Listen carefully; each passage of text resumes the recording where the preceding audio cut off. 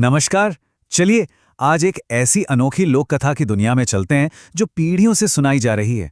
ये कहानी सिर्फ चोरों की नहीं है, बल्कि इसमें आस्था, लालच और आखिर में मिलने वाली एक कह सकते हैं दिव्य कृपा की बात है। आइए मंदिर के चोरों की इस दिलचस्प दास्तान को जानते हैं। कभी सोचा है क्या होता होगा जब किसी की हिम्मत इतनी बढ़ जाए कि वो भगवान के घर में ही चोरी करने पहुंच जाए? यही सवाल इस पूरी कहानी का केंद्र है। तो चलिए देखते हैं कि जब ऐसा हुआ तो उसका अंजाम क्या निकला।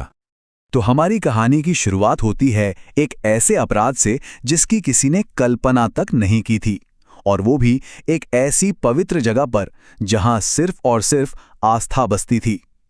ये कहानी है राजस्थान हरियाणा की सीमा पर बसे एक छोटे से गांव बोरीपुरा की।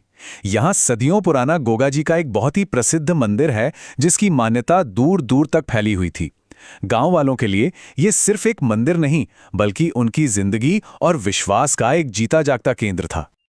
और फिर एक रात वो हुआ जिसने पूरे गांव को सचमुच हिला कर रख दिया। मंदिर के गर्भगृह से 3 सबसे कीमती और पवित्र चीजें गायब हो गईं।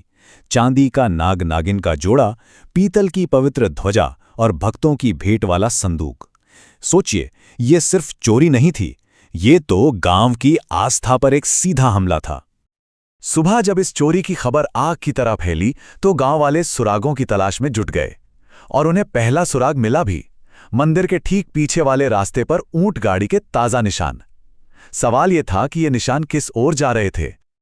और फिर रात के पहरेदार ने जो बताया, उसने इस रहस्य को और भी गहरा कर दिया। उसका कहना था कि उसने 2 परछाइयां देखी थीं। ऐसा लग रहा था जैसे कोई मंदिर से कुछ भारी सामान उठाकर ले जा रहा हो, लेकिन घने अंधेरे में वो कौन थे, ये कोई नहीं देख पाया।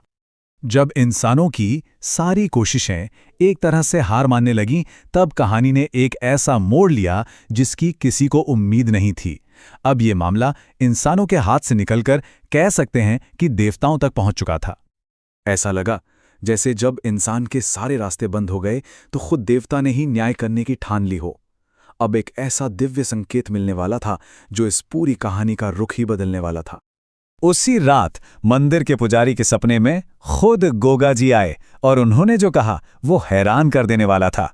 उन्होंने कहा, जिन्होंने चोरी की है वो मेरे ही सेवक हैं।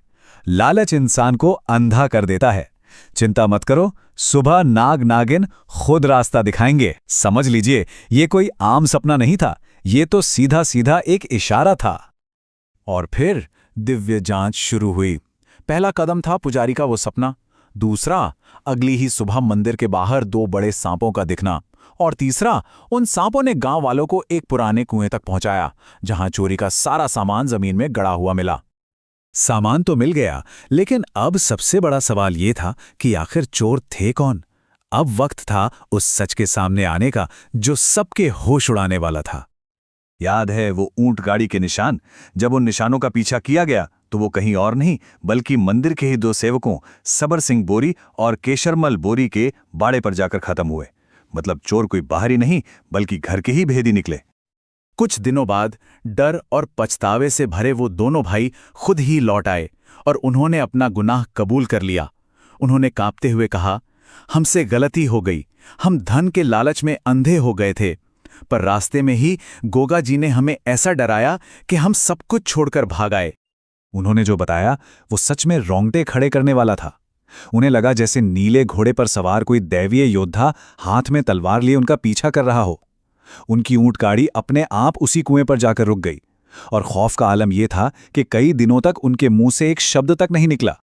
तो अब कहानी का अंत क्या हुआ? कोई सजा, बदला नहीं।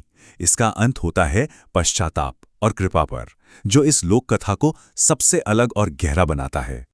देखिए, बोरीपुरा का न्याय दुनिया के न्याय से कितना अलग था। यहाँ धन के लालच की सजा जेल नहीं बल्कि 1 साल की मंदिर सेवा थी, और पवित्र वस्तुओं की चोरी के बदले में कोई कठोर दंड नहीं बल्कि पश्चाताप का एक मौका दिया गया।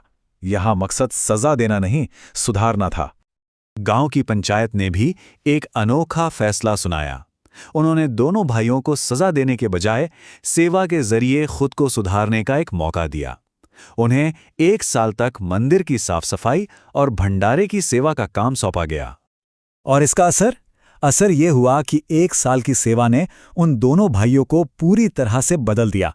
वो चोर से भक्त बन गए और तभी से गांव में ये कहावत मशहूर हो गई कि गोगा जी के दरबार में चोर भी भक्त बन जाते हैं।